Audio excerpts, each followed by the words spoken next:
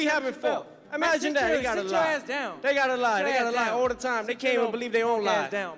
You can't even believe your own lie. I want to be the best. So when I see certain guys out there, and I seen Tio his last fight, I was there front row, and I'm like, damn, this dude is like, he like a baby Roy. Like he like doing things with his hands down, flashy. Of it.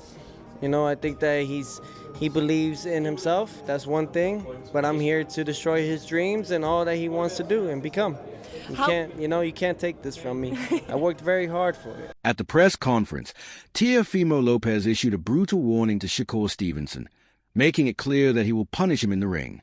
He said that even if he is seen as the underdog, he will show what he is capable of. Lopez stressed that people underestimate him at their own risk and promised a dominant performance that will leave no doubt about his skill, power, and determination.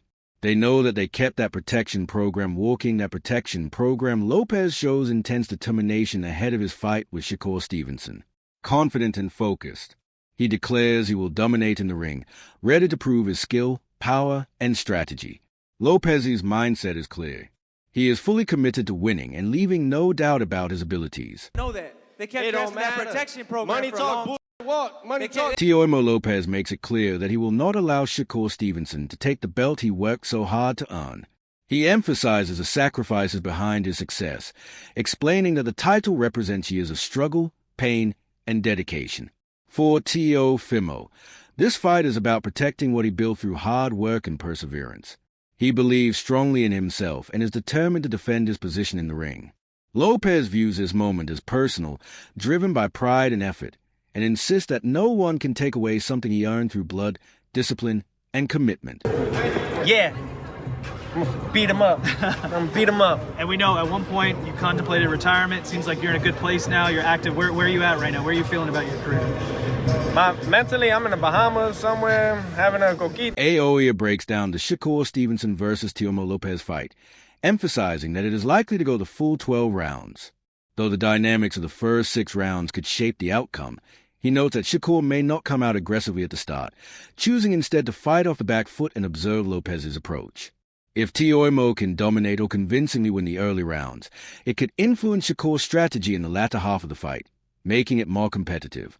Lopez is described as a frontal runner, someone who relies on early energy and explosiveness, and Aoya questions whether he can sustain that intensity throughout. If Shakur senses he has lost some of the early rounds, he will be forced to open up later, creating an intense finish and potential for close championship rounds. Conversely, if Lopez loses the first few rounds, clearly Shakur could cruise to a comfortable unanimous decision. This breakdown highlights the strategic chess match between both fighters where timing, energy management, and round-by-round execution will be key to victory. Of being in the ring, Yes. Shakur Stevenson, obviously sure. you guys are both in Las Vegas. I'm hearing that you did link up today. A face-off happened between the two of you? Yeah, face-off happened, things of that nature, just to create the things that are in motion already. So we're really adamant about fighting each other next, and I can't wait for us to really lace it up. And I see him across the ring, and really when that bell rings, lights out for him.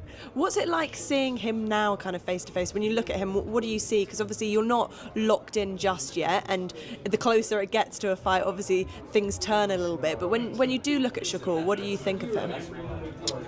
I think I don't think too much of it.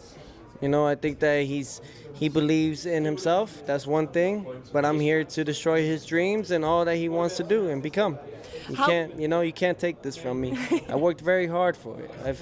I've bled for this. And I'm not taking nothing from him, but I just believe that what's gonna happen next is for destiny in the body. Shakur Stevenson shares that his drive comes from a deep competitive spirit, constantly seeking the toughest challenges in the sport. Watching Teofimo Lopez's previous performance, Stevenson was struck by his confident, flashy style, which reminded him of a young Roy, inspiring a desire to test himself against such skill. He views this upcoming fight as a crucial opportunity to gauge his abilities against an elite opponent while adapting to a new set of strategies.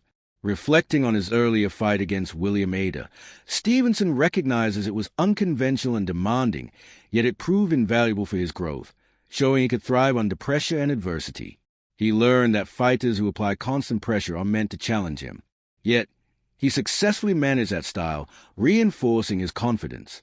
Now facing Lopez, Stevenson feels well prepared to handle the speed, power, and unpredictability of a high-level opponent.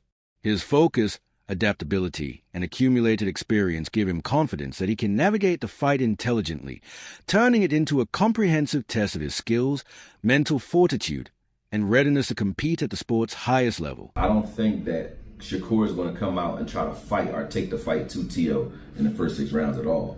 So if he's fighting off the back foot, if Teo can make it so that he's convincingly, or he's convinced at least Shakur that he may have won 4 of the first 6 rounds, you know, if it's 4-2 in Shakur's mind going into the second half of the fight, or if I'm looking at him stealing those first 6 rounds, then it's an interesting fight going into the tail end, because Teo, to me, is a front runner, right? I want to see if he can carry his energy and his explosiveness late in the fight and not wear down. And then when Shakur starts to open up, you know, can you steal some of those championship rounds from him and make it like a close fight? I think if Teo comes out and does what he usually does, which is try to swarm Shakur early and keep Shakur on the defensive early, then he can try to steal a lot of those early rounds. And if he does that, then Shakur has to fight in the tail end of that fight. And that'll make it real interesting. If I'm looking at the first 3 rounds, first 4 rounds, and Teo looks like he's losing those rounds convincingly, then it's an easy night for Shakur, unanimous decision in my opinion. You know what I mean? Because I don't think Teo is going to bring anything late in the game, you know what I mean, to this fight. I think if he is who he's always been, you know, he's going to get gassed after like the 7th round and then take some rounds off. And when he does that, Shakur will open up and start to try to pick him apart, pot shot him, and do things like that. But this is the perfect fight, narrative-wise, for Shakur, because I've been waiting for Shakur to get into that fight where, you know, he doesn't have his Diego Corrales fight, you know what I mean, where you think he's actually in danger. Shakur has been he's been outclassing everybody he's in the ring with. You know what I mean? Then the guys that you think could give him some work, like De Los Santos, I know people hate when I bring that fight up, but I want to see him. Chris Algieri weighs in on the significance of the Shakur Stevenson versus Teofimo Lopez fight, emphasizing its importance for the sport. He advocates for matchups where top fighters face each other, taking risks regardless of potential losses, noting that fighters can remain elite even with setbacks. Algieri believes this fight embodies a philosophy, representing a high-level clash rather than a brawl filled with non-stop punches. The technical skill and strategy on display will keep fans on the edge of their seats, highlighting quality over sheer volume. He stresses that a victory for Shakur would solidify his position among the top 5 to 7 pound-for-pound fighters, though many argue he already deserved that recognition. Algieri frames the fight as a throwback matchup or legendary clashes between the best of a weight class.